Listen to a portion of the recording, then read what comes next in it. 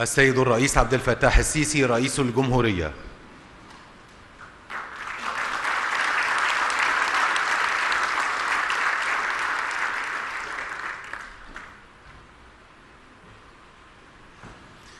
السيد الرئيس، الحضور الكرام، استكمالا لباقي فقرات برنامج اليوم خلال هذه الاحتفالية، نشاهد الآن فيلما تسجيليا بعنوان بوابات الخير.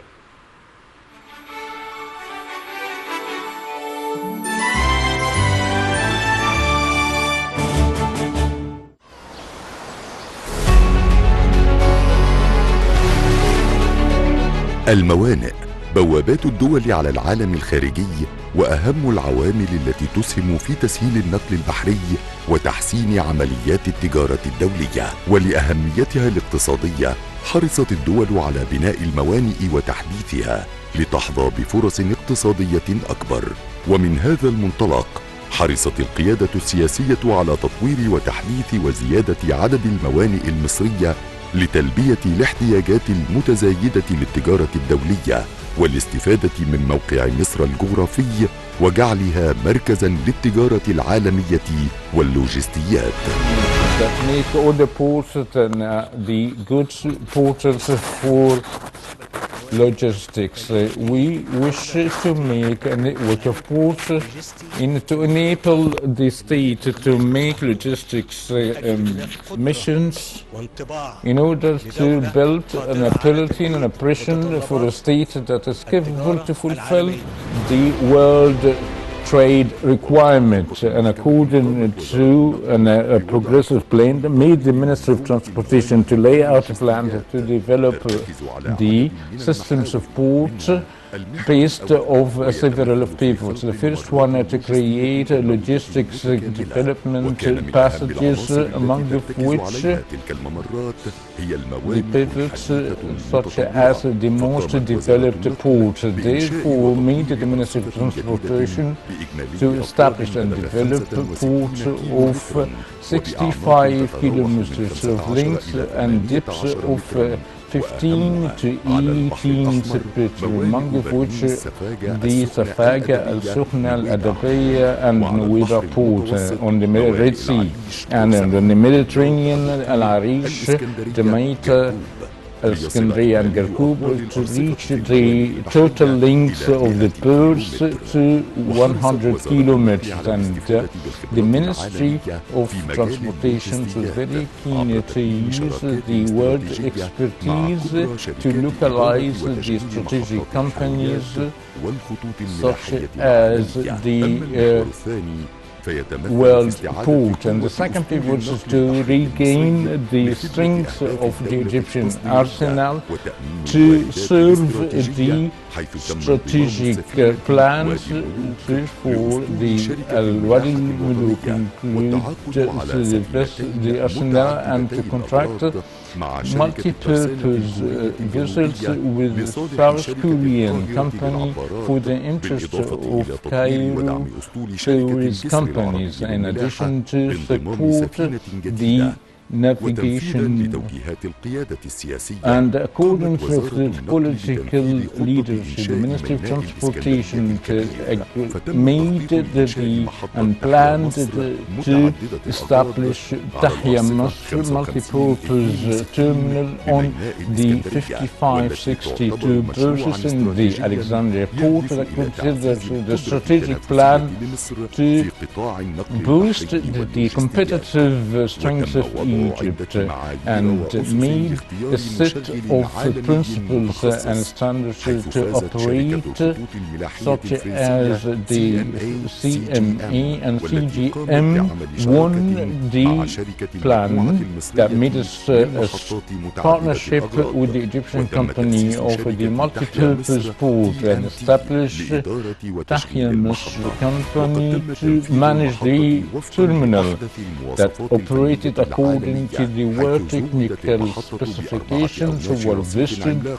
4 cranes to go like the green terminal that are capable to deal with vessels of 400-meter length and the 24,000 container that uses the green energy with automated loading and storage, and around 230 meters that receive containers of 17 meters of shipped draught that include 500,000 of exchange that capable to exchange 15 to million tons per year and create 2,500 direct and indirect opportunities that is executed by Egyptian capital and hand to fulfill the activity, the increasing the capacity of the dried wood. Another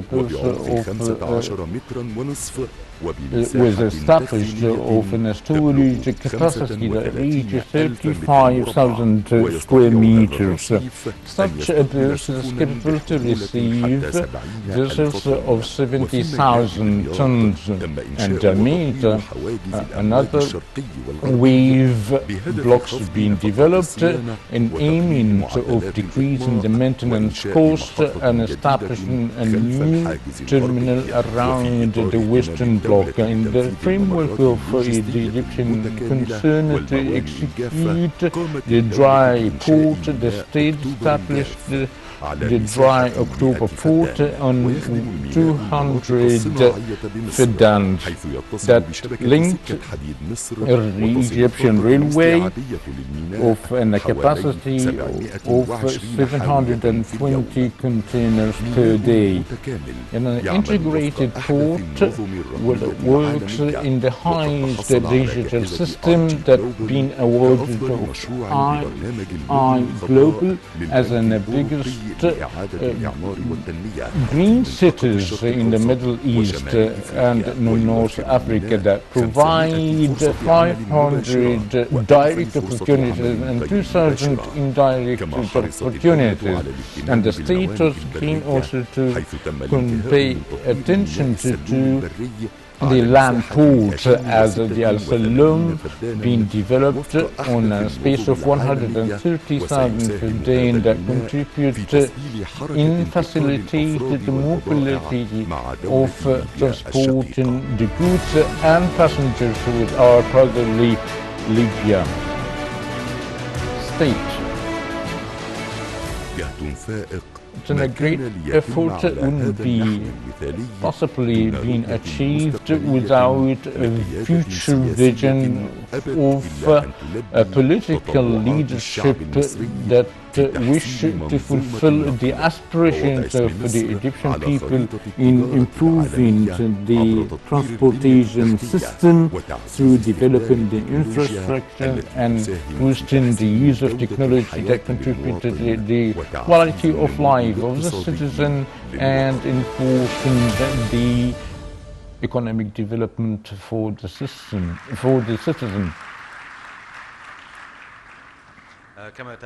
As we followed you through this documentary for the strategic partnership with the biggest companies of operating the world vessels or the container vessels, and now we'll have a success partner, the CEO or manager of CMA.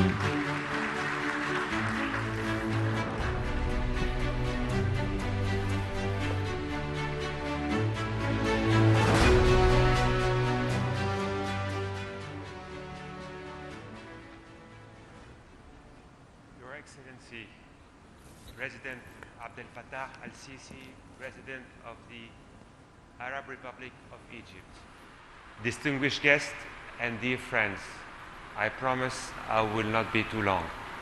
First of all, I would like to thank you, Mr. President, for your kind invitation to the inauguration of TMT. It is an honor that this terminal is inaugurated under Your Excellency's high sponsorship. Today's event is a true reflection of the very strong, historical, and solid bilateral relations between Egypt and France. Our two countries have a lot in common, starting with the fact that they are nations of builders committed to erecting durable edifices that stand the test of time. The determination of your government to equip the country with infrastructures that will strengthen the Egyptian supply chain and to support the country's development is further proof of this. We fully share your vision that a smooth supply chain is essential to economical human development. I remember our first exchanges with you, Excellency. It was in 2021. You told me about your vision for the transport and logistics sector and told you about our willingness to be part of it. The terminal is now built, and I'm very proud that our group can contribute to the ambition for Egypt. For this, we thank you, and thank you deeply, our partners, Egyptian EGP MT. The first passage of a CMA CGM vessel through the Suez Canal was in 1983. And in 2015, it was a CMA CGM vessel that led the convoy inaugurating the new canal in the presence of Your Excellency. Today, our group in Egypt counts a great team of 350 people and calls at 6 ports in Egypt, linking the country to the rest of the world. In 2022, we have transported more than 400 TEUs to and from Egypt. We are here because we believe in Egypt. It is an important place for trade and a crucial place for transport. About 10% of the world's goods transit in Egypt.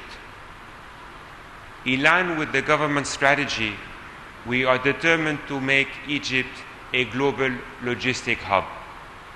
This is translated into investments in Alexandria, in Sokhna, and dry ports, which will enable the CMA CGM group to play a major role in the Sokhna-Alexandria International Logistic Corridor and the rail development for freight transportation in containers.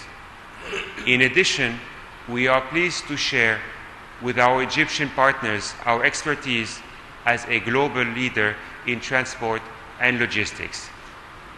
These investments will create jobs and support the country's economic development while reinforcing Egypt's strategic independence and leadership in the region.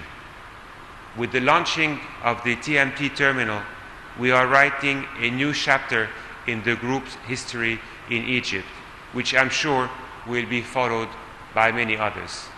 Excellency, you can rely on the CMA CGM group to help you drive the transformation of your country in transportation and logistics. Thank you.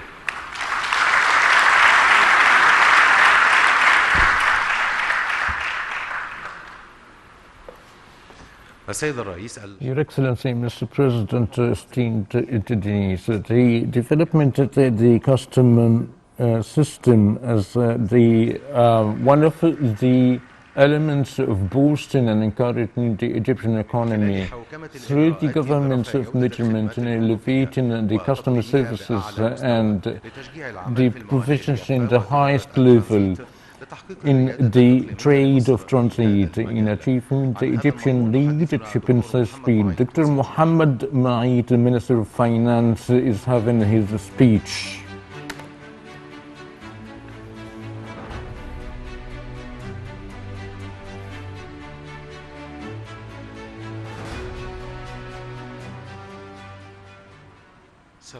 Peace be upon you all, Your Excellency, Mr. President Abdel Fattah Sisi, President of the Republic, the esteemed guests who will present before you the development being done in the custom system. Its goal to assist in achieving the strategic vision to transform Egypt as a universal hub of trade. It is importantly for the custom measurement as well as the freight and shipping measurement and the facilitating the services in a way in shortening the freight time. For us, the pivot of development are 5. The developing legislation, the automation of management and the digital transformation, facilitating the management, human resources, as the vision of the future. With respect of developing legislation, we started the custom laws being ordered for 63, made a new one in 2020 to be in line with the most world measurement in the field of facilitating trading and to be the legislative umbrella of achievement as ECI as the risk management and followed by the executive formula to unify all the applied measurement in releasing customs and giving measurement permission and to be the flexible tool to work with escalated management. Through the past 4 years, we've managed to issue 3 amendments on the custom tariffs principles. We've coordinated with the Minister of Trade and Industry to be an custom balance of the raw materials in order to encourage the national industry to be more flexible, and it is important for us to give an assist of competitive edge of the national industry. And the second pivot in the automation and digital transformation that include 6 elements: the logistics centers, and the one-window system and the ACI and the network linkage of the X-rays, detection rays and the risk management system. And the new is to be applied in the coming months to link the one-window system. It was important to develop the work environment, establish the 15 logistics centers that cover 47 outlets of customs for 21 ports. As we can see, we have 21 ports covered by 15 logistics centers that give assistance for shorten the time of custom release, in the air and on the sea.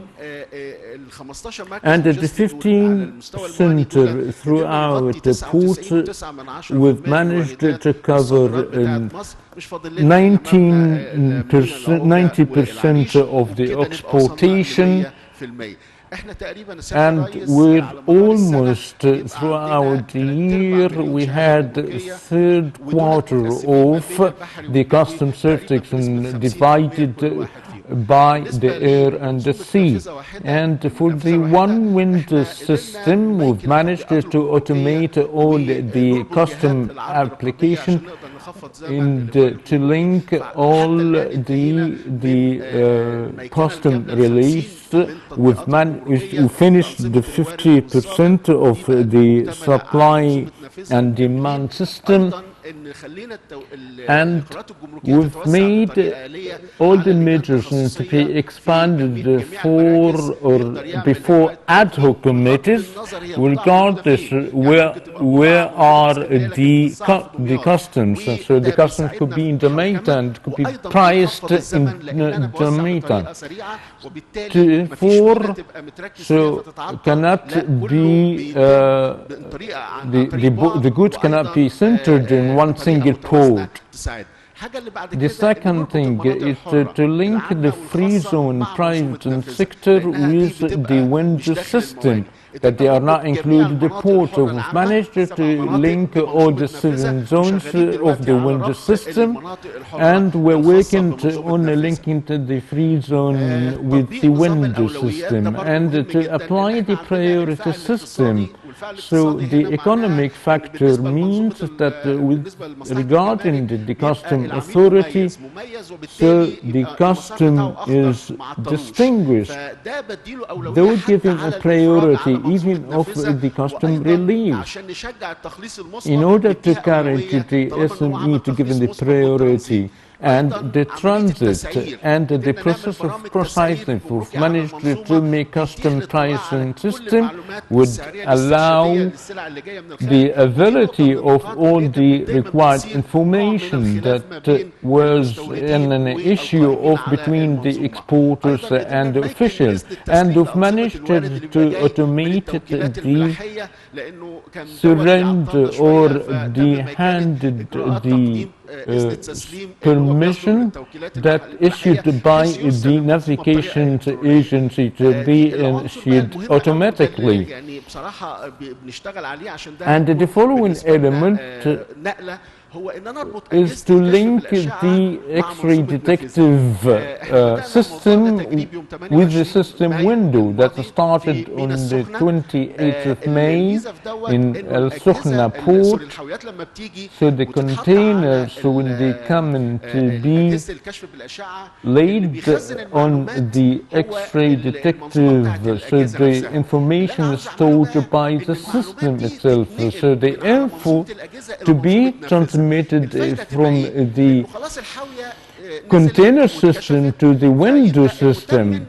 So the price, or if you wish to look at it, so to are stored on the window system, so they can detect or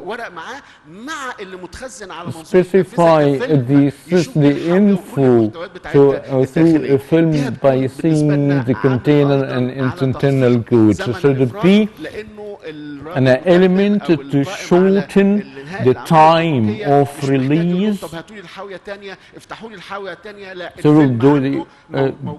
the supplier will have to reopen the container and see what's inside. الأجهزة الرقابية الأخرى تبقى معانا في هذا المنظومة بتاعت استخدام النتائج الكشف بالأشعة. As a result, so we are taking the period from the day 1 till the 31 of May, so the latest info. So the normal system was waiting and started to make the measurement. We found it from the date of the arrival of the chip till they start to fill the 46 formatic 5.6 days an average. So as a waiting from the permission without taking the measurement, but upon the date of the measurement of the release, we found until to finish all the measurement, and the average will take about 3 days. If they're not to be presented before a monitoring system in the customs, will finish in 2.1 days. As your directives to take it as soon as possible, to be targeting only 1 day, so we've managed currently إن شاء الله بإذن الله to تعدي be الوضع ده هيتحسن أكتر وأكتر. more than خدنا or النموذج to be التاني ده، better than لو this, كان and عندك of taking إخراج the مسبق second form, قبل if ما they البضاعة taken تيجي، like in يعني a بقى pre-release عمل كل before إجراءاته the قبل ما البضاعة receiving the توصل goods للمينا، وخلص upon كل the port. الإجراءات الجمركية وما إلى ذلك وسدد كافة So, الرسوم. and paying all the وجدنا إن fees, we هو found من تاريخ that ما الشحنة upon the وصلت date of the لغاية arrivals ما of the goods, هيخلص الأمور until كلها finishing بياخد all the 5.5 measurement will يوم. take بس لما 5.5 جينا a على day. التاريخ ما But بدأ we take يعمل that the date of الإذن الجمركي taking 46، the لا customer هو بياخد مدة أقل، or the taking filling the form 46 will take in less period and taking 1.8 day with the custom system. By expanding the pre-release will improve all the matters. Among the things we've done recently, we found that the hesitation of people of using this form as a result of paying 30% of the fees despite the non-arrival of the goods. They said the 30% and keep it with you, and I said no, make it the rule. But I found a problem in the law, so that I have to take something, so to take it only 1% instead of 30%.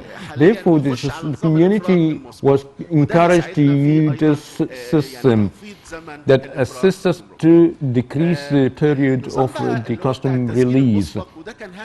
The system of the pre-registration not to be moved before taking all the data. Therefore, I can take it, arrive it or not. As proved as ACI, it started in October 21. The naval custom that established a database that assists us to have a very accurate data through which to issue important decisions regarding exportation. The following, starting whoever submitted to the receive ACI is 1,700,000. So we've issued 1,073,000. I'm talking only the port or the naval port. So starting on the try test now. And this 1,073 and 1,000 asking to take the numbers of the ASC.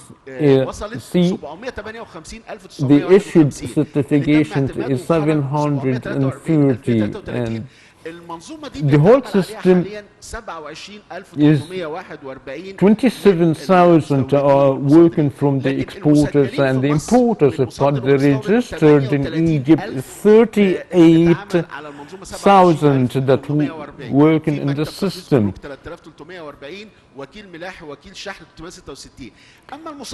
For the foreign exporters, the registers are working in the system 1,773,000 are registered to import in Egypt.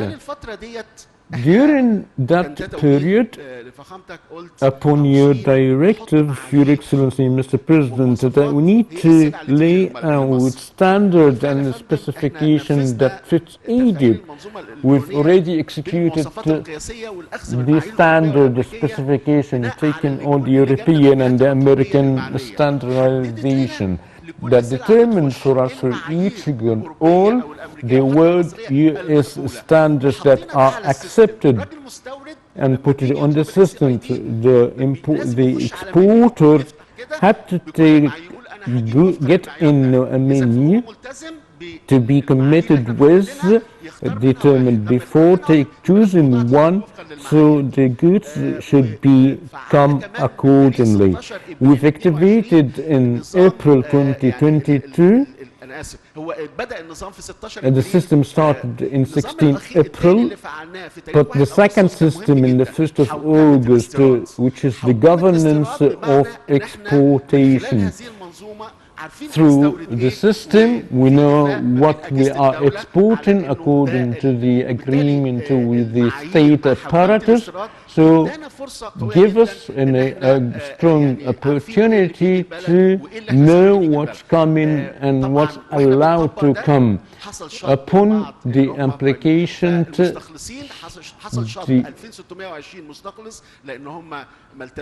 2,620 were not committed. The importers and exporters, according to the administration or the Ministry of Trade and Industry orders, were not wrote off from exporting to Egypt. Allow me to get back to the past step by saying the governance, and to have electronic system would enable you to see very well even the 4 articles. We've seen him through the electronic system. So do the conditions and the standards are implied or no?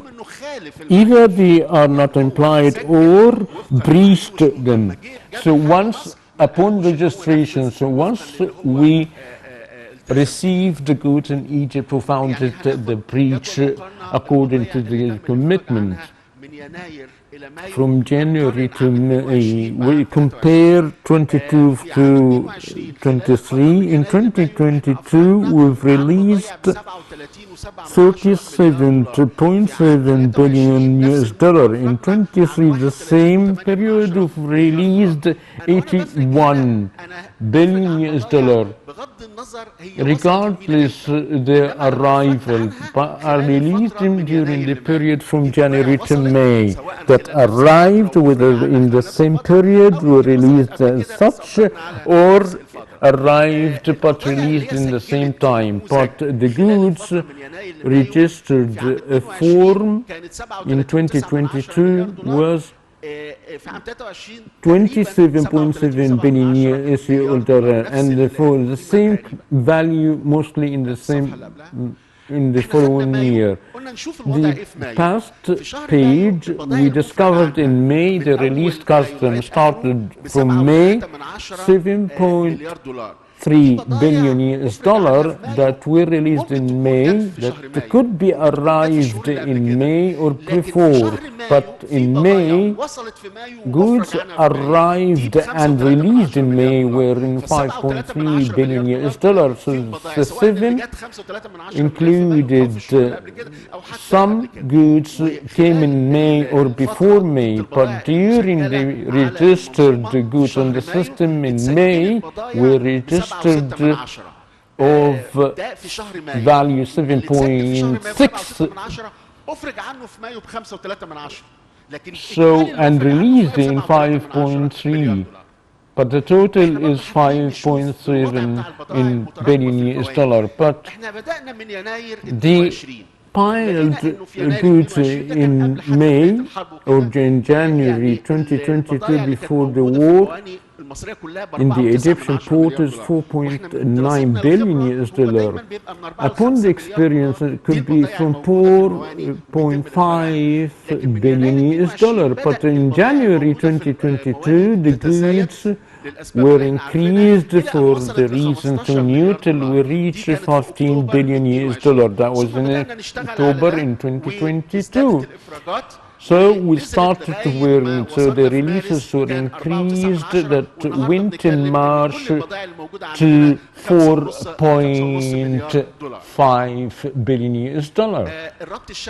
So the networking with the system wasn't good enough, but we are going to do an essential operating room to link all the detection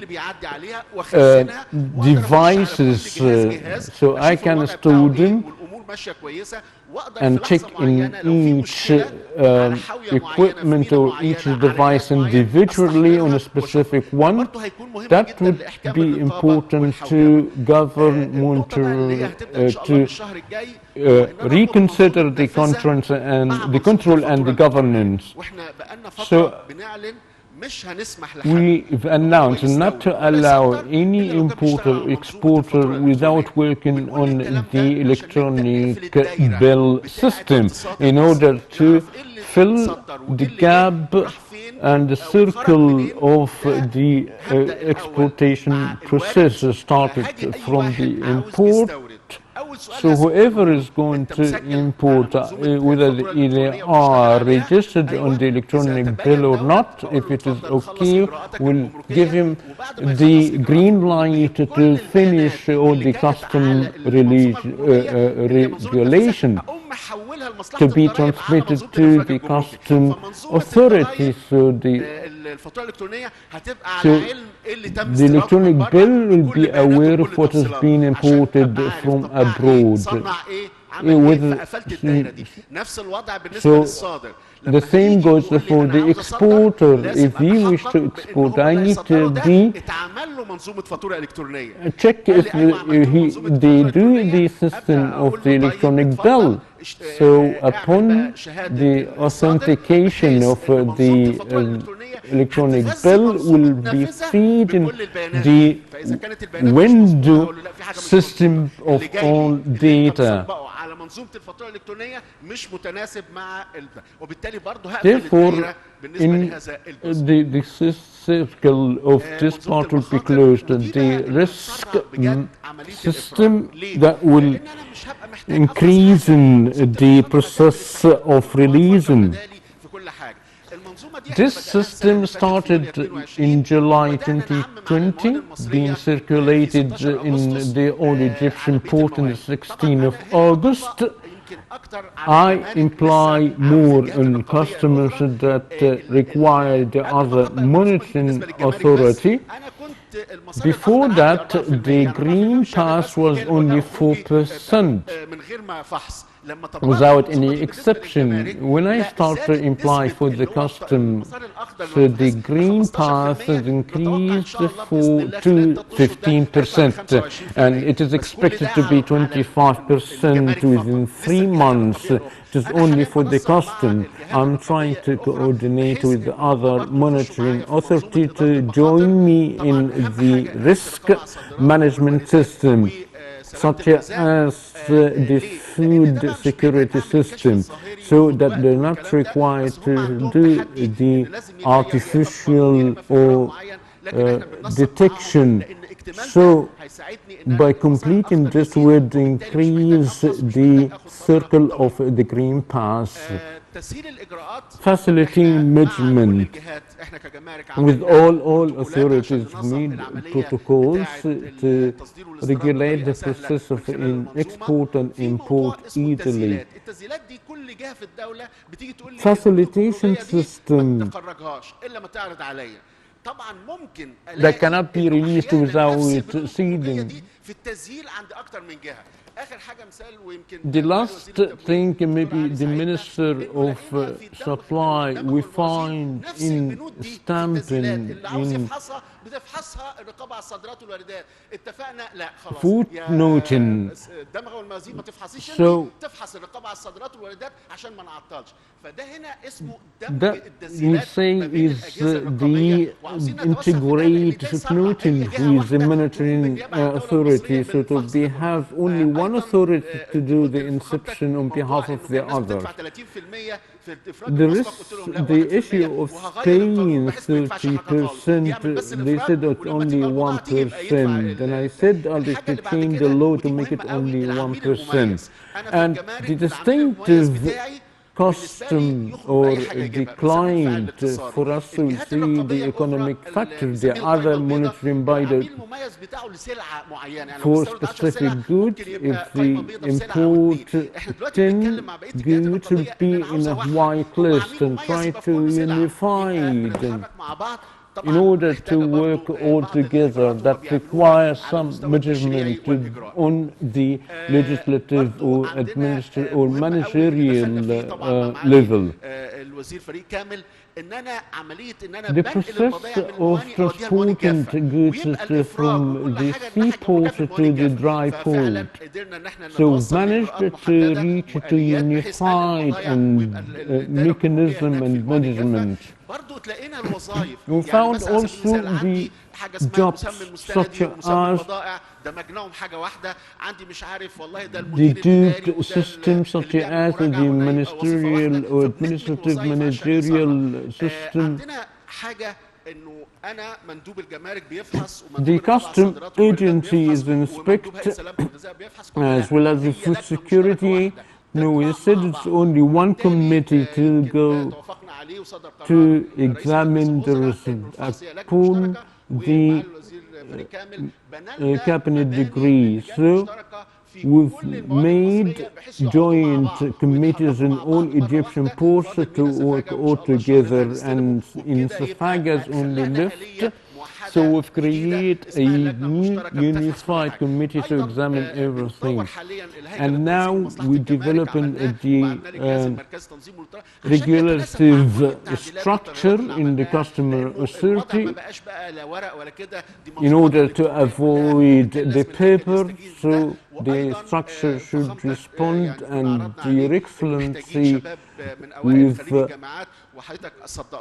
offered, requested to get the graduates, the new graduates of the colleges, so they are already here on the training, and we have the National Institute of the Customer Training, and some of the Arab and African members are joined, and we are to continue to automate all the customer measurement and developing the whole system, as well as the systems with the other monitoring systems, and following the digital transformation and the artificial intelligence. Especially it will be receiving huge data for each good, each importer and exporter, and each port and each state. I thank you, Mr. President. Your Excellency, Mr. President, to continue the proceeding of today's event, will excuse us to start the inspection tour.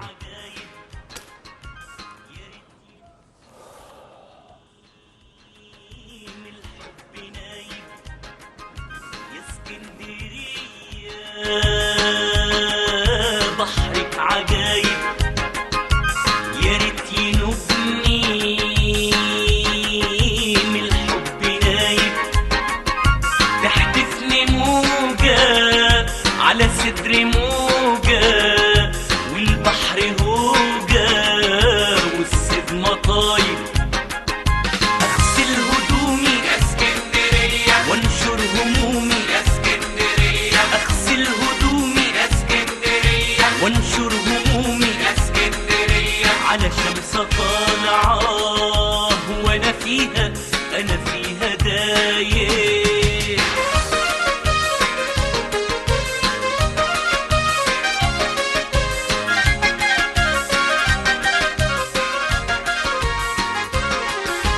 كأني فلاح من جيش عرابي متعب طوابي وراح في بحري كأني نسمة فوق الروابي من البحر جاية تغرق في سحري كأنك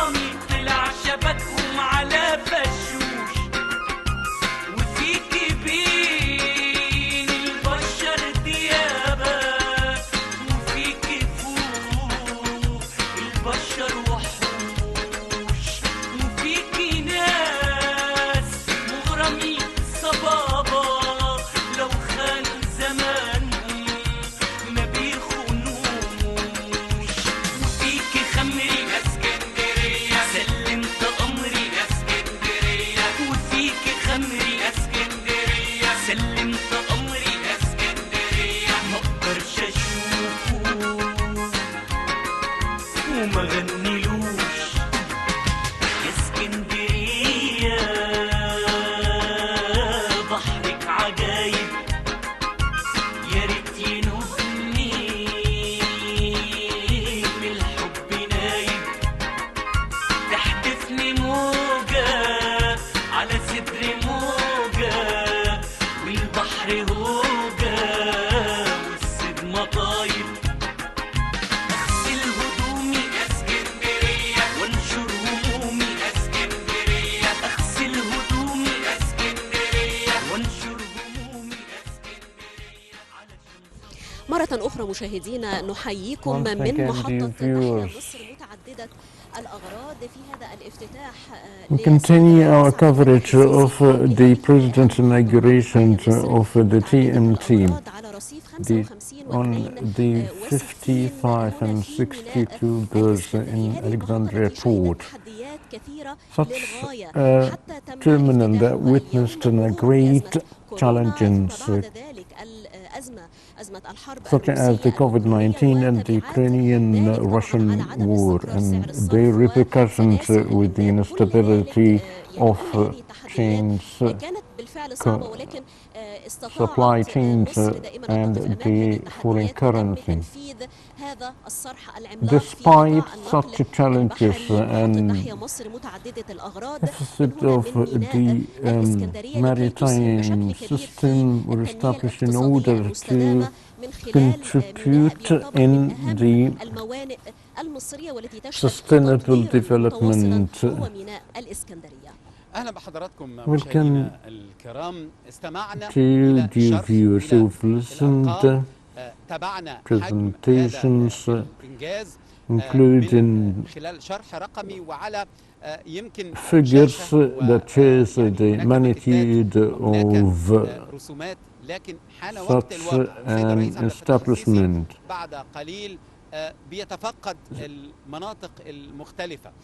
Soon, Mr. President will inspect in his tour the project in reality, and well as the in addition of Wadi al-Muluk vessels, one of the containers or the bulk vessels, and we've talked about the means of transportation, storage process, and the custom processes with the biggest cranes that we are standing before and around. The capacity of transportation is around 11 tera, which is an achievement.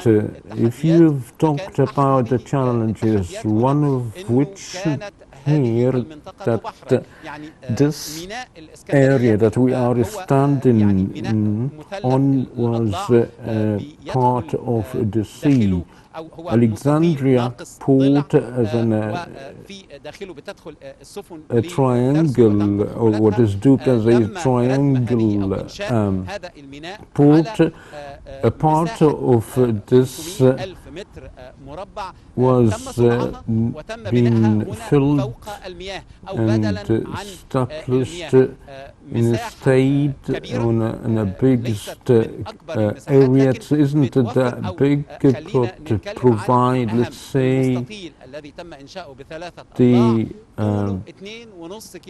the length of 2.5 meters, which is in that view, and the operation capacity is in order to reach to the maximum capacity in a year or so. Anyway, it is an achievement that needs to be aired. Therefore, the President is inspecting such this حضراتكم يعني بتتابعوا هذا Certainly, الصرح العملاق في مجال as we all follow البحري the establishment of a big project in the انه بالفعل field of the transportation بشكل اساسي في مركز الاداره والتحكم and being تجهيز هذا المركز monitored بشكل in تام، the كذلك center أيضاً of البوابات control and التي تتسم management, بالتقنية as العالية well as والحديثة للغاية the portals and the لخروج gates that السفن are لأنها أيضاً ذات designed تقنية عالية بتعتمد automatically على الكاميرات that التي rely تتعرف على الأحرف، وبالتالي on هي بتسمح للسفن والشاحنات cameras المسموح that لها أن تدخل recognize والغير مسموح لها لا letters, يسمح لها تماما بالدخول، therefore مما that يقصر من would allow and الانتظار الخاص permit the بالشاحنات، vessels وبالتالي that are allowed بيعمل to على رفع enter or معدل not. دوران هذه الحاويات بشكل كبير جدا. كل هذه المعايير وكل هذه النقاط All مثل ما these ذكرنا أنها بتعمل على standards, as we've تعلية managed, التصنيف that الخاص works بميناء on الإسكندرية، وبشكل خاص طبعا محطة increasing the تحيا مصر متعددة classification of الأغراض. إذا ما the عدنا مرة أخرى أيضا إلى Alexandria حدث آخر في port. ظل هذا اليوم العظيم، Another وهو thing طبعا تدشين السفينة is سفينة going to وادي be, الملوك which is ورفع العلم the المصري عليها. launching the هذه Wadi السفينة اللي al-Muluk بتتبع bulk الملاحة and raising الوطنية the اللي Egyptian بتتبع flag on أيضا it وزارة that النقل من أجل follow العمل the على Minister يعني of الوصول إلى الأسطول التجاري of المصري the القوي، transportation to وذلك لنقل join التجارة the المصرية بشكل strong واسع النطاق، Egyptian بالإضافة أيضا إلى أن هذه السفينة arsenal تتسم بتقنية عالية that للغاية، بها has الكثير من المعدات، الأجهزة lot الملاحية of المتطورة والمولدات، machinery, وبالتالي هي إضافة motors. كبيرة جدا للأسطول التجاري Therefore, it is المصري an المتقدم، addition to وبيزيد the أيضا من تصنيف مصر ومن جعلها مركزا للتجارة Egyptian واللوجستيات. وهذه النقطة تحديدا maritime بنؤكد عليها arsenal.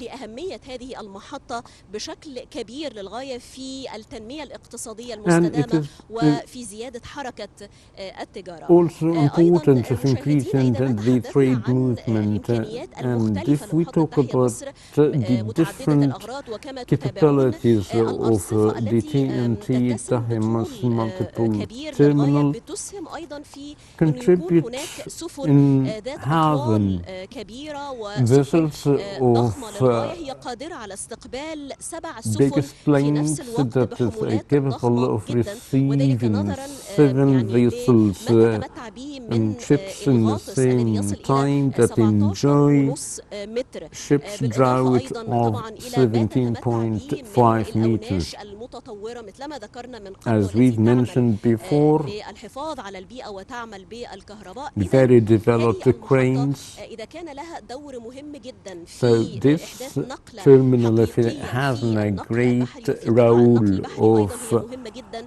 بشكل أساسي لوضع مصر making على a خارطة change العالم of الحديث the بامتلاكها reality لهذه المحطة of داخل ميناء الإسكندرية، التي تعتبر من أهم maritime الموانئ المصرية transportation بالاعتماد على الأداء that is الملاحي rely العالمي on الحديث the بأحدث وبأفضل التقنيات or والأساليب to go in الحديثة. line with the high standard of the world 17 maritime متر transportation. غاطس Did عمق we غاطس understand يمكن 17.5 ships drought because the highest number is 18, so we're about to we're very much close to the highest drought, which is 18. I asked, is the chips drought is the only governor element? No, it is only the, I mean, the answer was it's only, it's just the passage once it enters regional water, so there is a specific to pass in order just to avoid deviation. Therefore, as we've seen, the risk management system, it is very important and to understand the area. Therefore, the guide tour guides here actually are very important. Once we get here, the loading is on the purse and the طول أقصى سفينة ممكن توصل 400 متر. أعتقد biggest vessels in length we had, we received was about 350 meters length. عمل عملاق وعمل كبير وإضافة حقيقية It is a real addition to the Egyptian assets, and if we talk about the addition of another length in the berths or vessels or ports, so we're talking about a new thing to be added to the Egyptian asset to be used later on. To be on the world map, that is what is duped the blue economy, that some establishment were established upon. It's the movement of trade, it's logistic things and providing services, supplies, and the real ability of receiving and sending in the meantime. That is, it is duped by the transit. ثم يتم تحميلها من يعني قبل حتى ما تدخل على سفن أخرى. وبالتالي هو تقديم خدمات ل So it is providing services for other countries. الحاويات واللوجستيات مسألة كبيرة، مسألة صناعة معقدة، وما نتابعه اليوم الحقيقة النهاردة هو What we are following today, it's in a very complex and important and please stay tuned with us to follow. So, yes, as mentioned by Muhammad, the transit trade is very important as it has been that require actually the development of port, and Egypt manages to متعددة الأغراض اللي تعتبر المحطة الأولى من نوعها اللي بتدعم تجارة الترانزيت بشكل كبير، وبالتالي هذا أيضا يؤكد على مدى أهميتها ومدى حداثتها ومدى جذبها أيضا للملاحة العالمية. وربما طبعا خطوط الملاحة العالمية بتجد من المقومات الموجودة في ميناء الإسكندرية وأيضا في محطة تحيا مصر متعددة الأغراض ما يدفعها لتجارة الترانزيت والتي تعمل بها the Alexandria port to let it be qualified to enter the transit trade. وخلق طفرة في هذا المجال المهم وهو مجال الملاحة البحرية. إذا مشاهدينا هذا اليوم خاص جدا من هنا من ميناء الإسكندرية from Alexandria port, from Tahya, Masr, Multipurpopse يتسم بالحفاظ على البيئة لكي تضع مصر هذه المحطة تضع مصر بالفعل في يعني تحدي حقيقي لمدى التقدم والتطور والآليات الحديثة المتطورة الموجودة بالفعل لكي توضع على خارطة العالم الحديث في مدى هذه يعني الأساليب المتقدمة والمتميزة التي تتمتع بها محطة تحيا مصر متعددة الأغراض. إذا هذا اليوم اللي بنشهد فيه So today that we are witnessing the inauguration of the President of the Republic when he's going to inaugurate the terminal and the joining big vessel to the Egyptian arsenal. مع الجهات أو القطاع الخاص الدولي وكذلك أيضا المحلي في مختلف dealing with the international arena خطوط الملاحة with regarding to the attraction of the world navigation or the maritime lines. جولة بيصعد على متن السفينة أو نذهب لغاية السفينة. هناك الحقيقة الكثير الذي يتم رصده. يا رب ان احنا نكون ونوفق في ان احنا نوصل لحضراتكم جزء مما we hope to التفاصيل، لكن على اي حال show you a part of the biggest details, but whoever is going to watch or to be with our full founder, it is very honorable.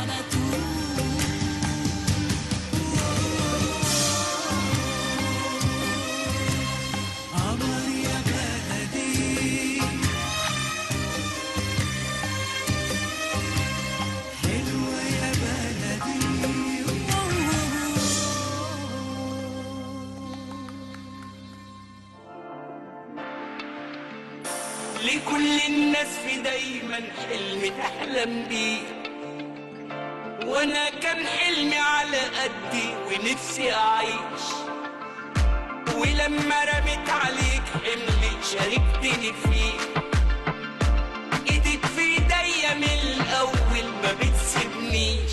يلا يلا نكمل سكة مشيناها، يلا نفرح سوا باللي احنا حققناه، يلا هانت خلاص وانا وانت قلناها، احنا نقدر وده اللي انا وانت اثبتناه، وخلاص فاضل تكة تكة تكة على اخر السكة، لسه تكة كان ناس كتير شكة شكة شكة وشوفوا روحنا لفين، وخلاص فاضل تكة تكة تكة على اخر السكة، لسه تكة كان ناس كتير شكة شكة شكة وشوفوا روحنا لفين.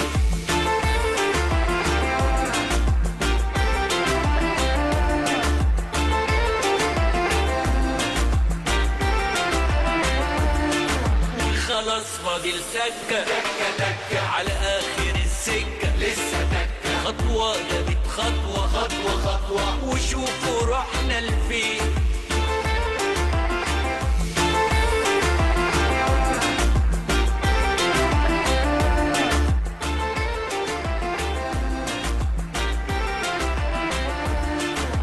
خلاص فاضل تكة تكة تكة على آخر السكة، لسه تكة خطوة جابت خطوة خطوة خطوة وشوفوا روحنا لفين.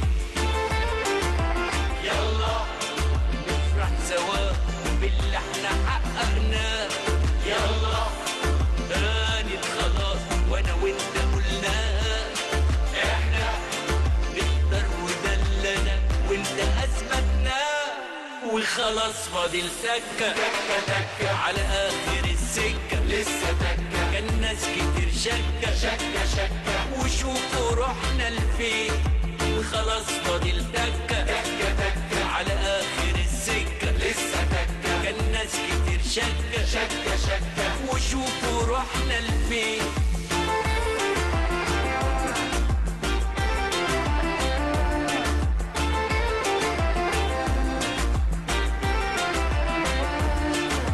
خلاص فاضل تكة تكة تكة على آخر السكة، لسه تكة خطوة جابت خطوة خطوة خطوة وشوفوا روحنا لفين.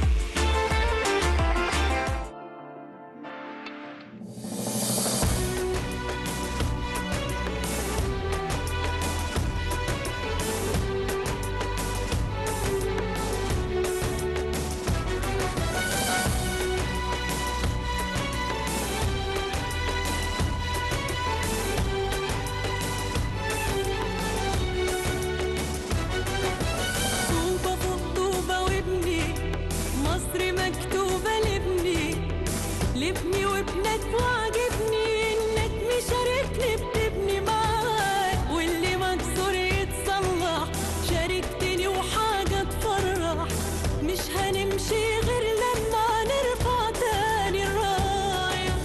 طوبة فوق طوبة وابني مصر مكتوبة لابني، لابني وابنك وعجبني انك مشاركني بتبني معايا، واللي مكسور يتصلح شاركتني وحاجة تفرح، مش هنمشي غير لما نرفع تاني الراية.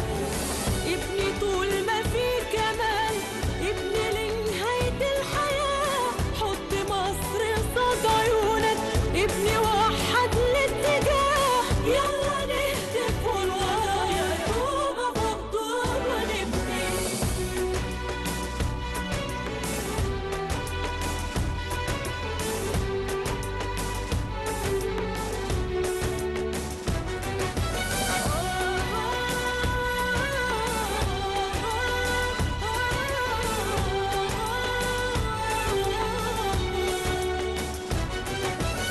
هات معك علمك علي، ملي عينك دي ملي، انت بايدك هتخلي بلدك في السما وهتتبهى بينا. ابن مصر ده مين قده، مين ده اللي استاجر يده، رجالتنا بيتغدوا بالليل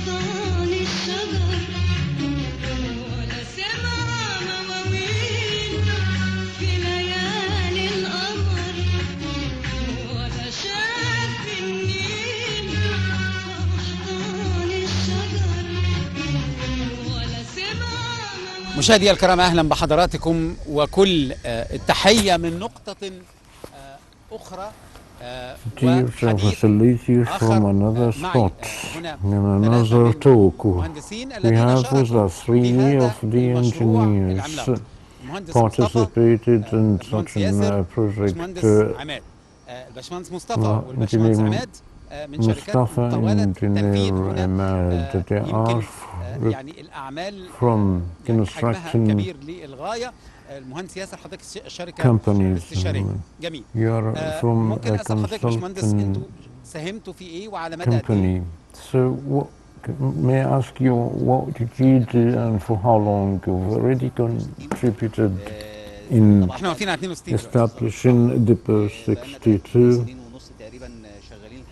We have been working for net for 3.5 years, and كان عبارة عن كله بحر مية. الحمد لله was all of them was المكان دوت apart from the sea, لغاية ما وصلنا لحوالي 12 we've already ردم في المية لغاية ما وصلنا fill it with 13 million من الماء تم ردمهم. cubic دي حاجة عظيمة جدا، meter. يعني أمر يمكن عشان بس يعني أعطي الفرصة للجميع باشمهندس ياسر إن احنا نقوم بعملية ردم ونبني رصيف بمثل هذه المواصفات، وأنا أعلم أنها مواصفات عالمية. هل عندنا في مصر القدرة على ذلك وأنتم الشركة الاستشارية؟ Do we have the ability to do so here in Egypt? Yes, we are, and we are specialized in the field of the Perth. وأعماق تصل ل 17.5 متر. تعتبر in 2,500 meters in length, and on the depths or the depths of 17 or 16.5 meters. 3 سنين ونص. And we've been doing this for 3.5 years. It's considered an achievement. Engineer him, and what was your role in the company? You were a part of the ethics and the works of the lines are half of us, and the ethics, and we are using the southern part of the Perth, and we've done it, we've achieved it within 13 months. In fact, they are the Egyptian hands, whether they are representing companies, state-affiliated branch or private sector, or the consultative ability that are able to add to Egypt to the participation of the French expertise, whether it is the ownership or the partnership.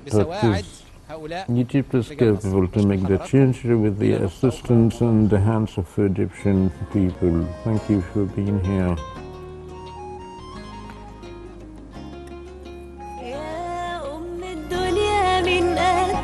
يحبك كل من شافك، أمان الدنيا هنا عندك، يا شايلة الكون على كتافك. عشان نبنيها ونعمر، عشان نزرعها ونخطر، نشق الصخر لو نقدر، نعليها سوا ونكبر. عشان لقمتنا من فاسنا، بقت كلمتنا من راسنا، عشان معدننا وأساسنا، هنتحمل سوا ونصبر. عشان نبنيها ونعمر، عشان نزرعها ونخطر، نشق الصخر لو نقدر،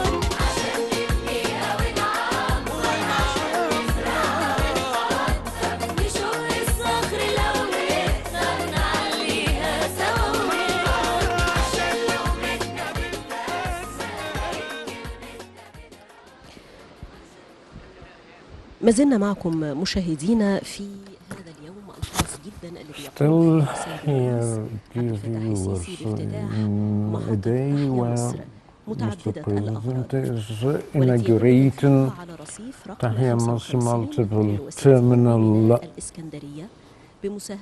at Alex Port. With the contribution of the Swiss Canada Authority and a holding company of the London Seaport and the Egyptian company of containers TNT that operates by the hands of the Egyptian hand of 95% that provides 2,500 direct opportunity and 2,000 job opportunity. The multiple terminal is one of the most important projects made by the Ministry of Transportation in the framework of developing the Alexandria port as well as Al-Dakhil and Abu Qir within the Egyptian state plan of developing all the Egyptian ports upon the directives of Mr. President. The TNT is a project of Egyptian investment through Egyptian investment and owned by Egyptian states or Egyptian entities with the cooperation of CMG and a French company that ranks the second rank of the world maritime lines. The TNT or the Tahya Masr multiple terminal that is executed or is achieved by the Egyptian group of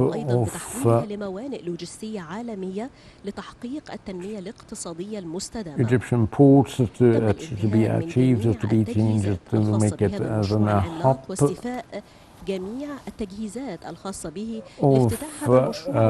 the world trade. بمظهر لائق تتويجا لمجهود شاق ودؤوب استمر على مدار 30 شهرا. هذا المشروع الذي يعتبر من أهم مشروعات النقل البحري في مصر. One of the most important projects of the Ministry of Transportation contributes to put Egypt in the line of the world states of very modernized seaports. تبلغ نصف مليون متر مربع وتنقسم إلى 3 محطات تداول حاويات وبضائع that have 3 divisions of exchange of containers and vehicles as well as public goods. واستقبال حوالي 7 سفن ذات حمولات كبيرة في الوقت نفسه. And is capable of receiving 7 bulks, 7 big huge vessels in the same time. بنحو 2450 مترا طوليا ما يؤهل المحطة لاستقبال السفن that can accommodate from 6 to 7 ships with large tonnage at a time, and the length of the station berth is estimated at about 2,500 long meters and a width of 35 meters. ميناء الإسكندرية. السفن تتوالى على أرصفة المحطة يوميا وذلك Students are entering and docking the berths and on a daily basis كأحد محطات الترانزيت في المستقبل. and to be one of the transit terminal in the future, to be operated in Alexandria port, as considered one of the most important Egyptian ports, contributed the 60% of the size of trade exchange. مستقبل الترانزيت And it is considered as the future of transit, mainly to contribute in attracting the world navigation lines to the port and other different Egyptian ports. They contribute at a larger scale. And having Egypt on the first line of the transit trades.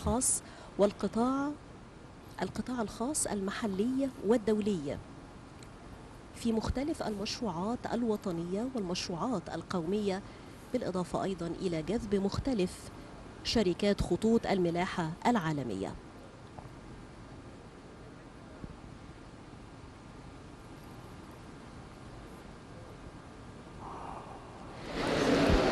هناك دائما توجيهات من قبل السيد الرئيس عبد الفتاح السيسي. There are always directives from Mr. President to the good optimization of the geographic position of Egypt and the state is always seeking to transform the Egyptian port as a pivotal corridor to assist in opening new markets for the Egyptian exportation.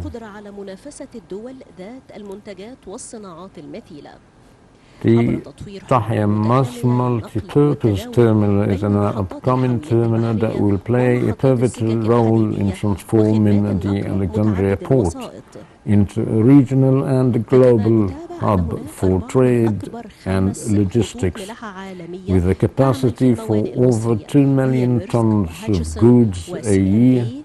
The terminal is expected to boost the port's annual revenues by $50 million, shorten waiting times for ships docking at the port, create investment opportunities and establish 4,500 direct and indirect job opportunities. Moreover, the terminal will play a pivotal role in Egypt's modern transport sector as a key linking chain in the upcoming $4.45 billion high-speed electric rail line, which will link the Red Sea port of Ain al-Sukhna to the Mediterranean port of Alexandria and Marsa Matruh.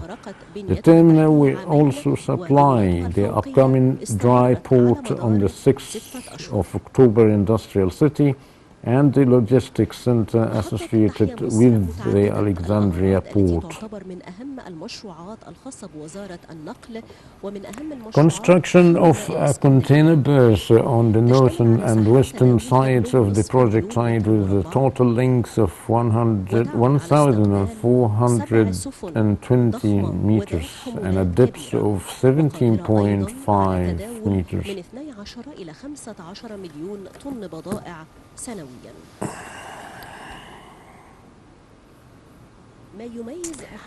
What make the TNT is distinctive as it is an Egyptian 100%, as providing job opportunities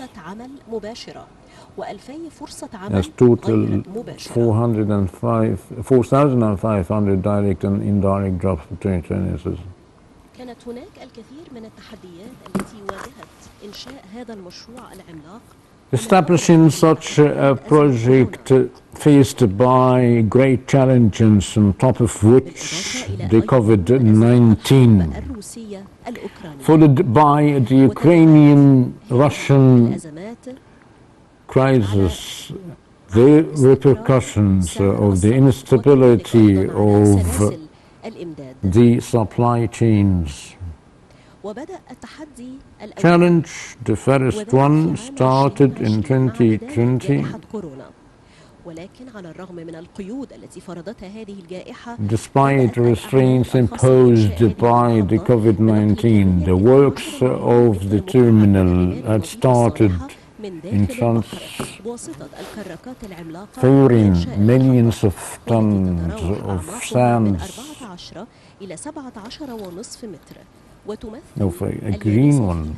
15% من إجمالي مساحة المحطة واستغرقت And مدة الردم it 10 lasted, أشهر. or the filling lasted 10 months. بعد هذه المرحلة بدأت Followed by works of purifying the soil land and followed of establishing the elements, the main elements of the port, and the work related of the infrastructure that lasted 24 months. Followed by another phase of construction, the buildings and utilities, and procuring the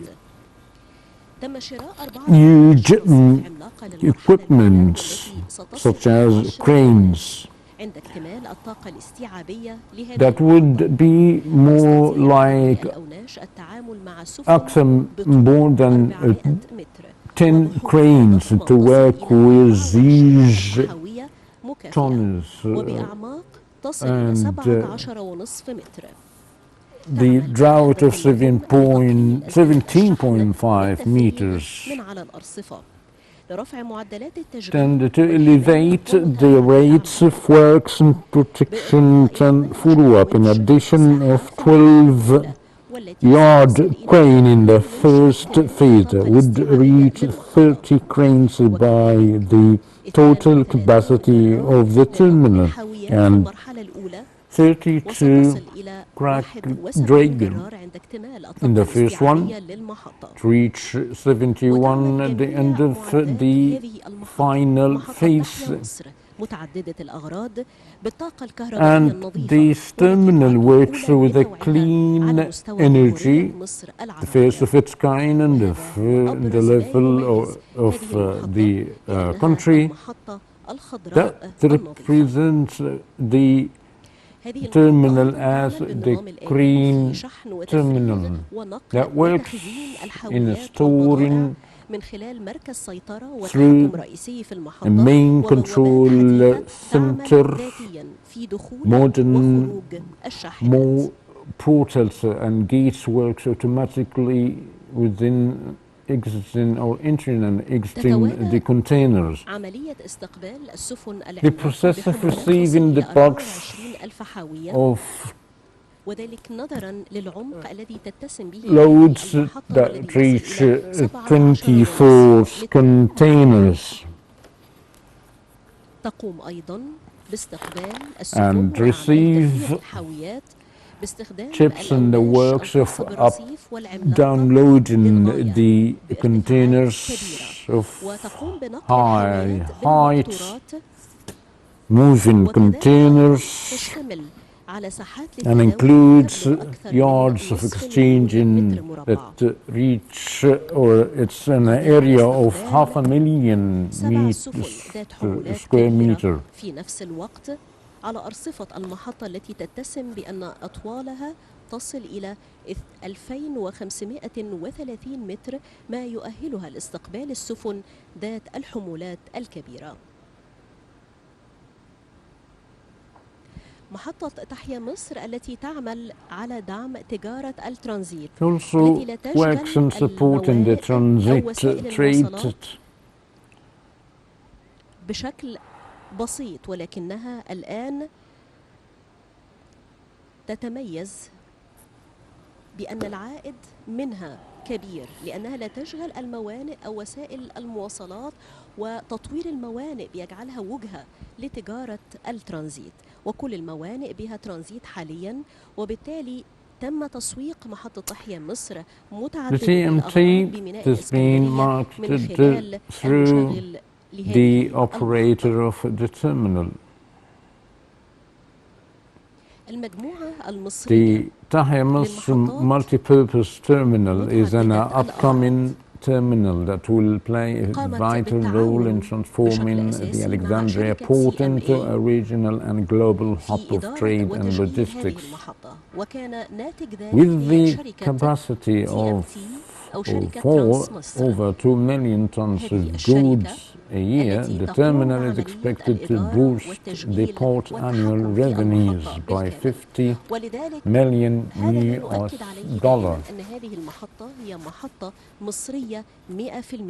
يتم الاستفادة من الخبرات العالمية مثل مجال الإدارة والتشغيل مع شركة لها باع طويل في خطوط الملاحة العالمية، والتي تعتبر في مصاف المركز الثاني في مصاف الدول ذات الخطوط العالمية والشركات ذات الخطوط العالمية الحديثة.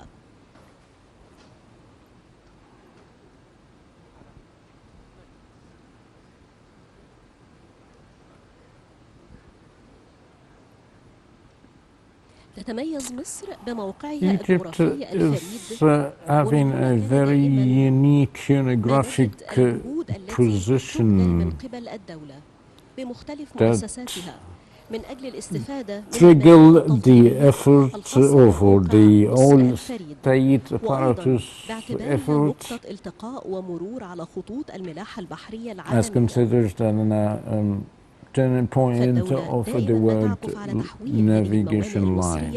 إلى موانئ محورية، وكذلك تعمل على زيادة حصة مصر من السوق العالمية لتجارة الترانزيت، works for sharing or increasing the Egypt's share of the transit trade. والمساعدة في فتح الأسواق الجديدة. Tahya Masr Multipurpose Terminal in Alexandria has received 500 containers and 3 ships, bringing the total to more than 1,000 containers during the first half of February as part of the trial operation of the terminal.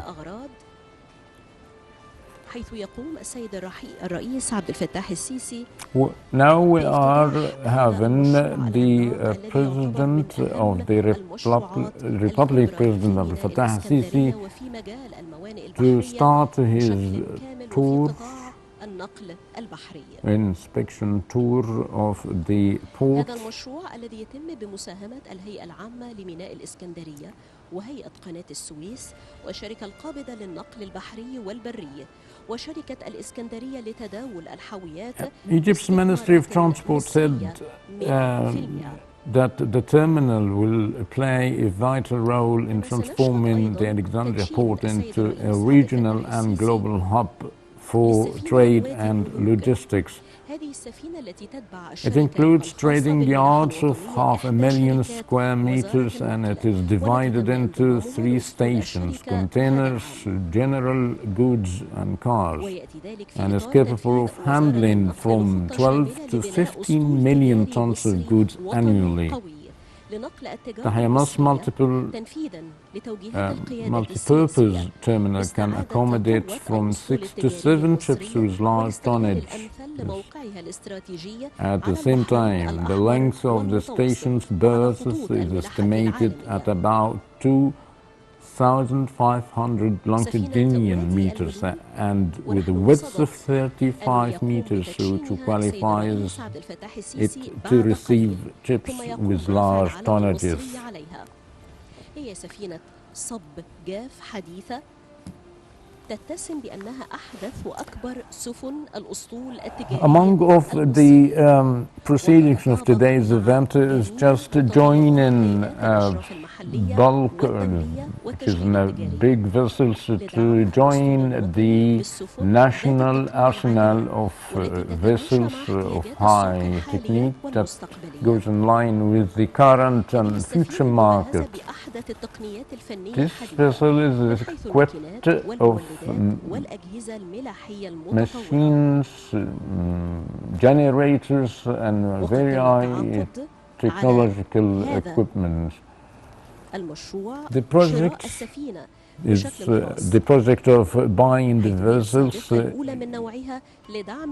specifically in supporting the national arsenal by joining the new vessels of the national arsenal owned by the navigation company.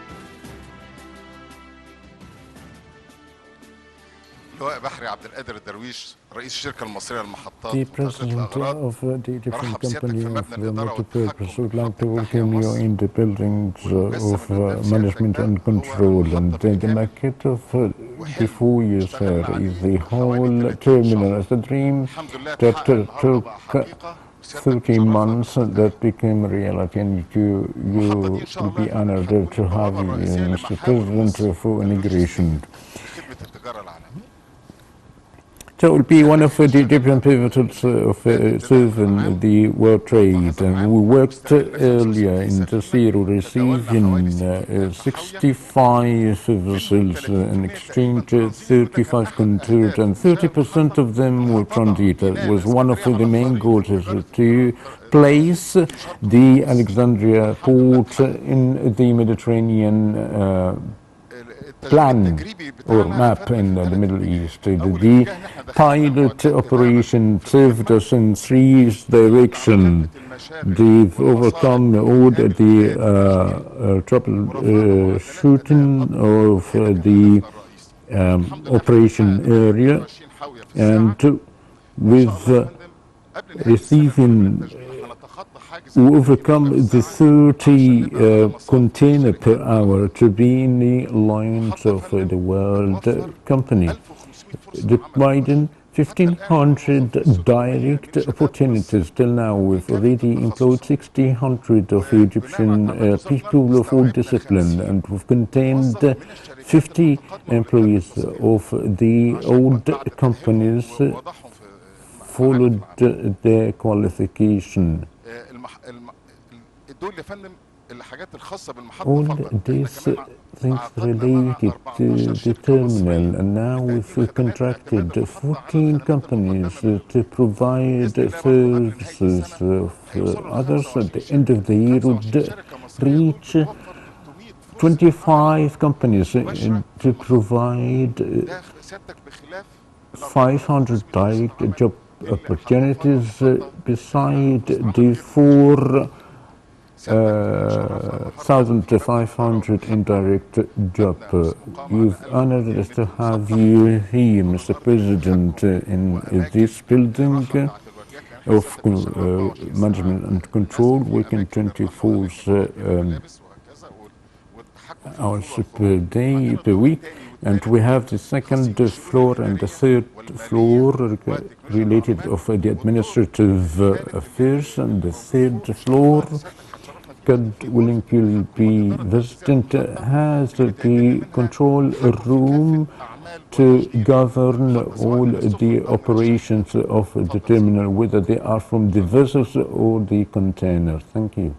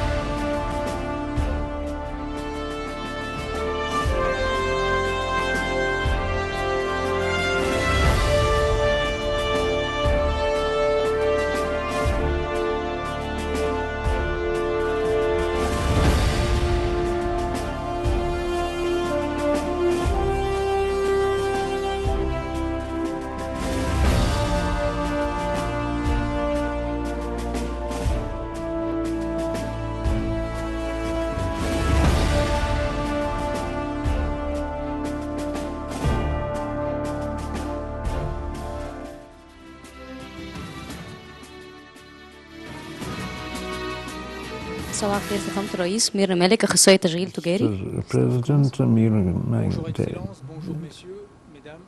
Nous sommes très honorés de vous avoir parmi nous aujourd'hui. Je suis Christophe Cassan, le CEO de TMT. صباح الخير فخامة الرئيس، أنا كريستوف كاساسان مدير التنفيذي لمحطة تحيا مصر. بنتشرف بوجود حضرتك معانا النهارده في المحطة. TMT est un atout majeur pour le port d'Alexandrie et va lui permettre de mettre en valeur sa proximité au canal de Suez et de rentrer en concurrence avec les ports les plus modernes de Méditerranée. محطة تحيا مصر أضافت لميناء اسكندرية وتقدر تخليها دلوقتي تنافس جميع الموانئ العالمية وبيزيدها تميزا قربها من قناة السويس. Nous avons une capacité annuelle de 1,5 million de TU, 2 millions de tonnes de marchandises diverses, 100 000 véhicules et une surface totale de 58 hectares. تتكون مساحة محطة تحيا مصر من 58 هكتار وسنويا حجم التداول 1.5 مليون حاوية و2 مليون بضائع عامة و100 ألف مركب.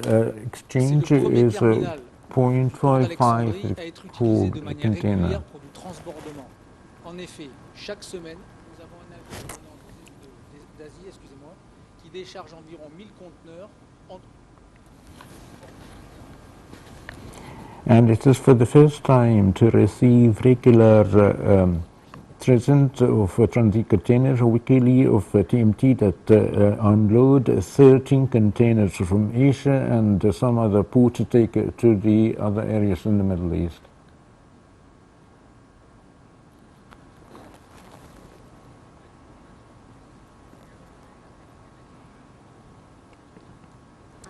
We have in the TMT 16 container of freezers that provide us to export our Egyptian goods in a high quality and good maintained. Nous travaillons conjointement avec le ministère des Transports, avec EGMPT, avec l'autorité portuaire et Egyptian National Railways sur une connexion du terminal au réseau ferroviaire national.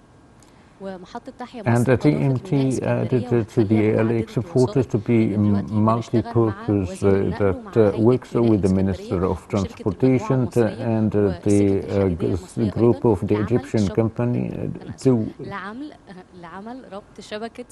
link the direct railways linking the TMT and the dry port of 6 October.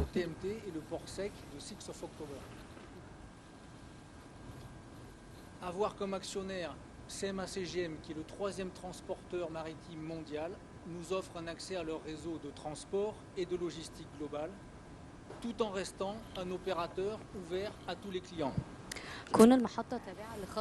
As the TMT is linked to CME, is make us to communicate with their own logistic network. This does not mean that do not receive other word clients, but it is ready to receive other more clients. Depuis cette salle, les opérations navires comme les opérations terrestres.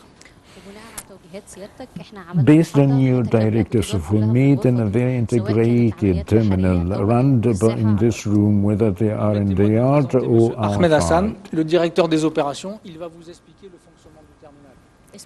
Allow me to introduce you Engineer Ahmed Hassan, the Executive Engineer of the terminal. I would like to welcome you, sir. You are here in the planning room and control as a part of the operation.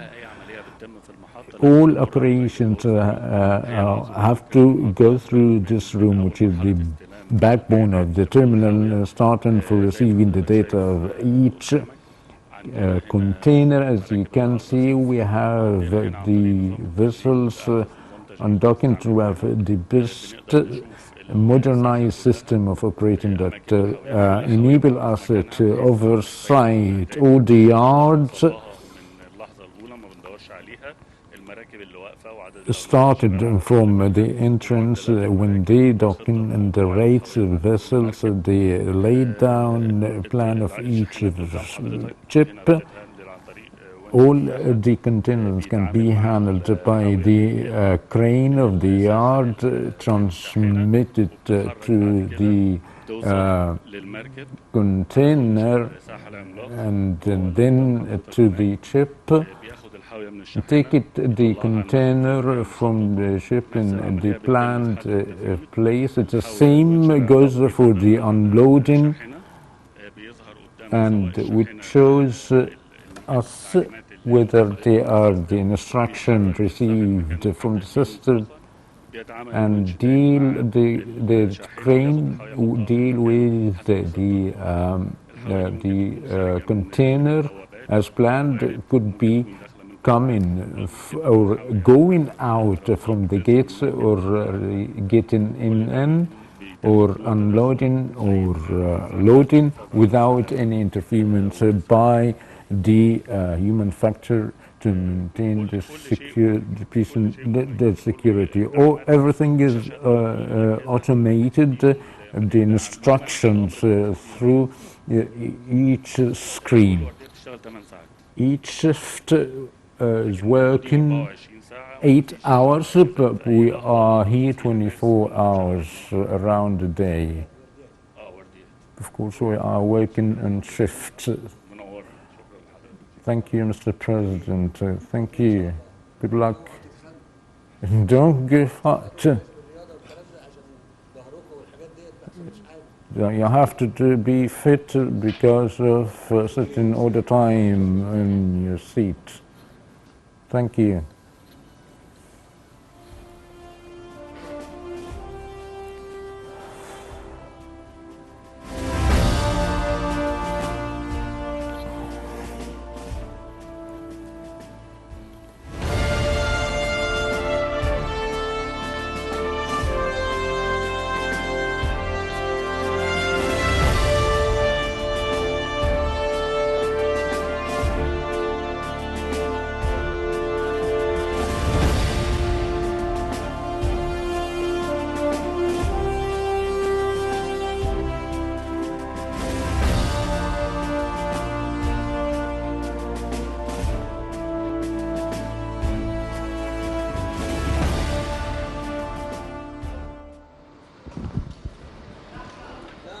ما زلنا معكم مشاهدينا نتابع هذه الجولة التفضلية الخاصة here the viewers following the tour of Mr. President to the TMT as we followed in the planning and control room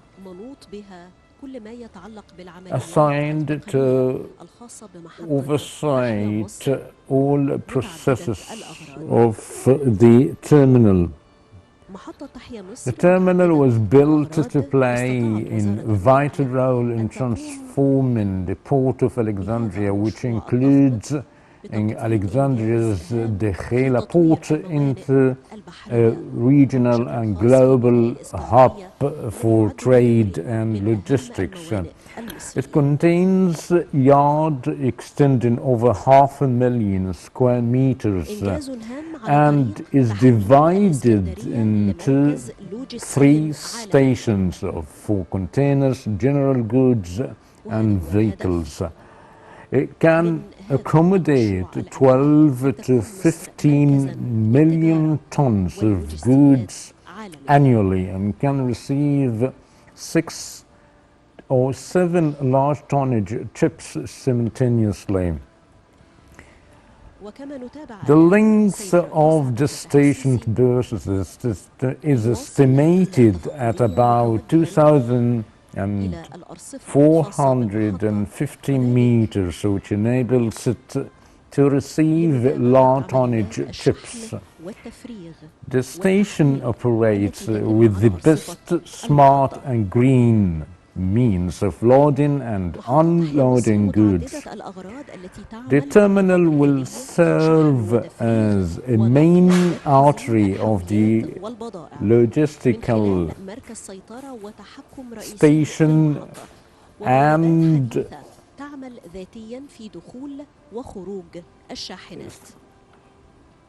they said it will serve as a main artery of the logistical station established behind the Alexandria port. It is expected to contribute to raising the ranking of the port, according to Minister of Transport. Up to 95% of the terminal's workforce will be Egyptian, with some 3,500 direct and indirect job opportunities expected to be created.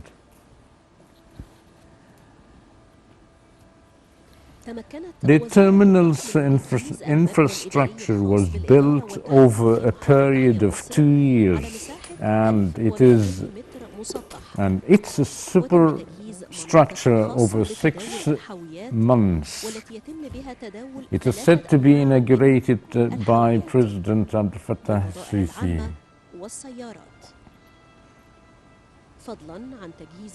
The station is run by France's CMA, an international company specialized in management and operation.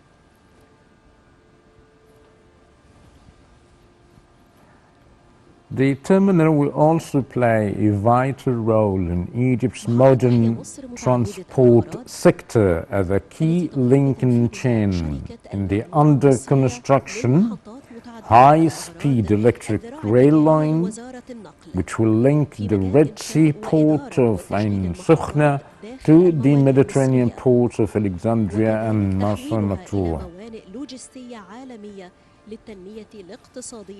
The project is being implemented with 100% Egyptian investment, with contributions from the Alexandria Port Authority, the Suez Canal Authority, the holding company for maritime and land transport, and the Alexandria Container Handling Company. As part of its experimental operation, the terminal received on the CHEP CMA and SDM teams, which was loaded with about 10,000 containers.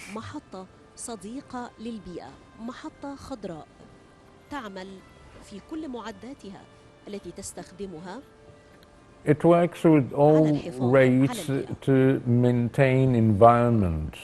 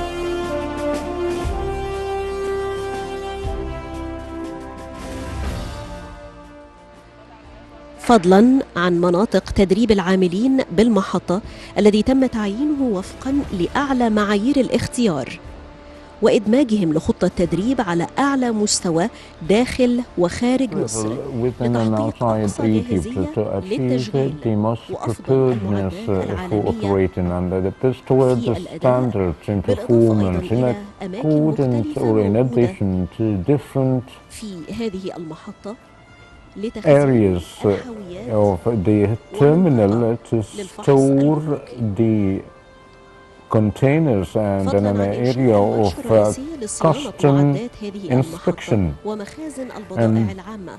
as well as entrance and exit portals.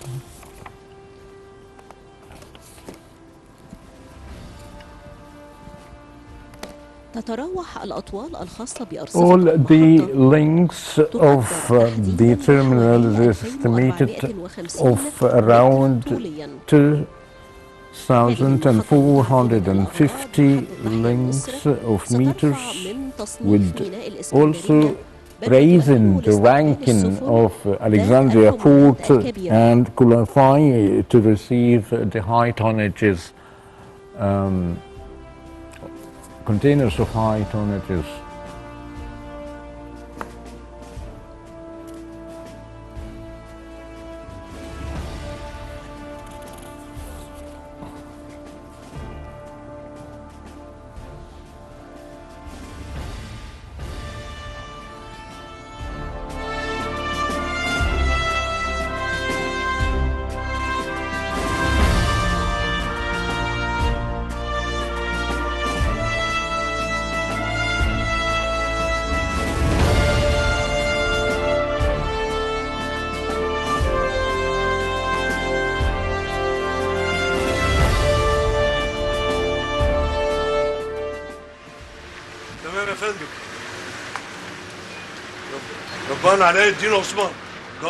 Captain Aladdin Osman, the captain of Wadi al-Muluk Triple, excuses Mr. President to raise our flag.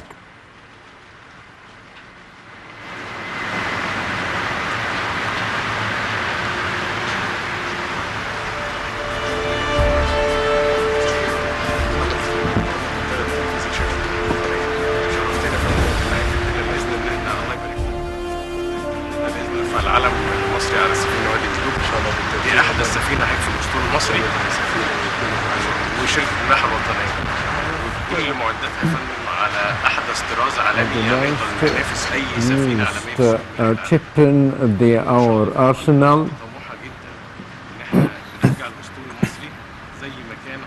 We have a very progressive plan to regain the position of our arsenal, and we're very honored to have you here with us, Mr. President.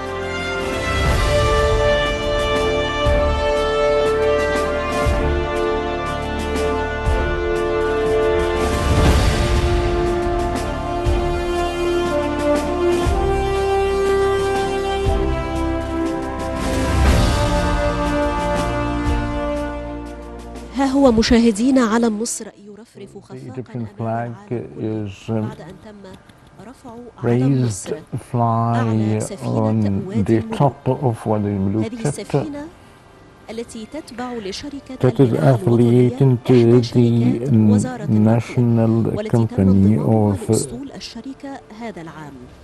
Maritime that's been joined into the arsenal in a plan of building a national trade arsenal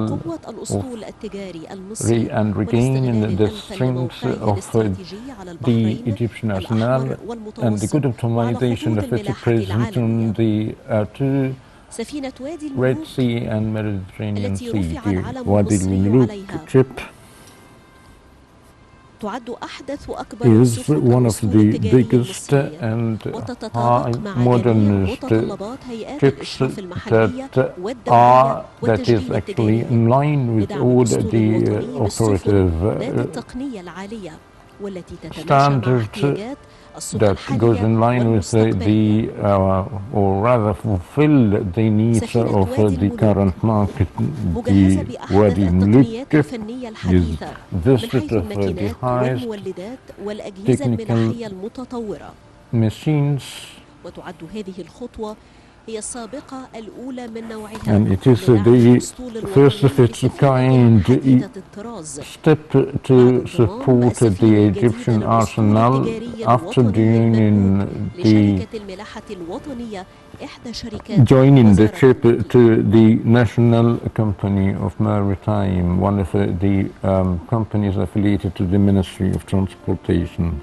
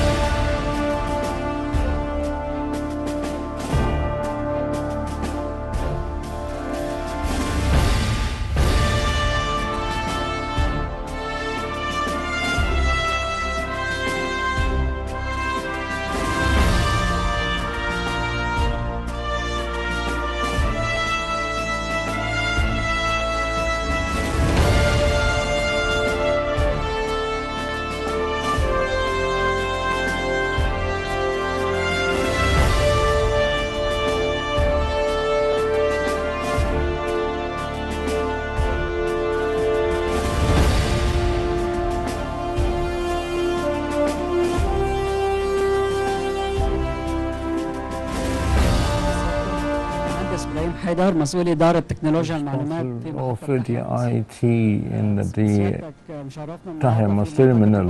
You've honored to receive you, Mr. President, in the zone of the electronic gates. To start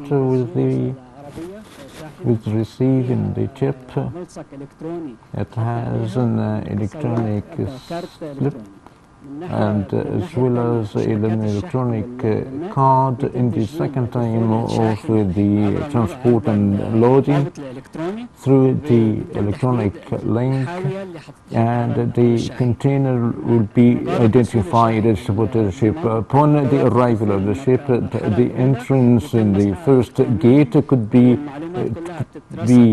surveyed or scanned electronically and the order data sent to the IT center. And there will be printed the yard entrance card. Upon the arrival, it will be identified electronically, and the screen of the crane will be showing the data of the release order. Such a system will allow entering the chip automatically and digitally without a direct interference of the human factor. Thank you, Mr. President. I'd like to welcome you, Mr. President, Engineer Abdel Bari, the financial manager of the terminal. We've worked through applying the accounting program. The program is sending the ERP data that is linked with the electronic system and raising all the bills to the electronic system, and then will gain all the fees of the client. The program of the ERP is linked to the maintenance and mainware of the terminal, and then sending all the data to the ERP. On the other hand, the supply is lifting the bills in the electronic system and then issuing the paying orders through the banking transaction. The feature of this system that allowed the administration, the superior administration, to get all the data throughout the years, and the provision of all the data, and of course the system is applying the financial inclusion and the digital transformation. Thank you.